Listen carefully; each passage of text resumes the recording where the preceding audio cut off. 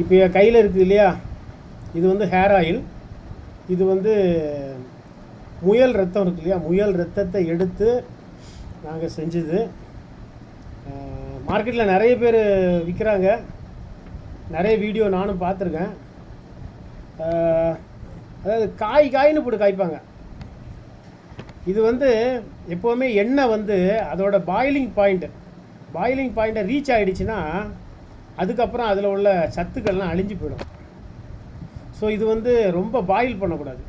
நான் நிறைய வீடியோ பார்த்துருக்கேன், மணிக்கணக்கில் காய்ப்பாங்க, அது கடைசியாக கருப்பாக வரும். இப்போ எங்களோட ஆயில் பாருங்கள், கருப்பாக மாறலை. 1 மணி நேரம்லாம் போட்டு காய்க்கிறாங்க, அது கொதின்னு கொதிக்குது, இப்போ கலர் மாறும், ஆனால் அது எந்த சத்தும் இருக்காது. சரியா? இது வந்து இன்ஃப்யூஷன் மெத்தடில் பண்ணணும். இன்ஃப்யூஷன் மெத்தட் அப்படின்னாக்கா பாரம்பரியமாக இந்த விஷயங்கள்லாம் பண்ணுறவங்களுக்கு கரெக்டாக தெரியும். சும்மா எல்லாருமே வீடியோ பார்த்துட்டு பண்ணுறது வந்து அது தப்பானது. இன்னொரு விஷயம் பார்த்தீங்க அப்படின்னா இன்க்ரீடியன்ஸ் போடுறது.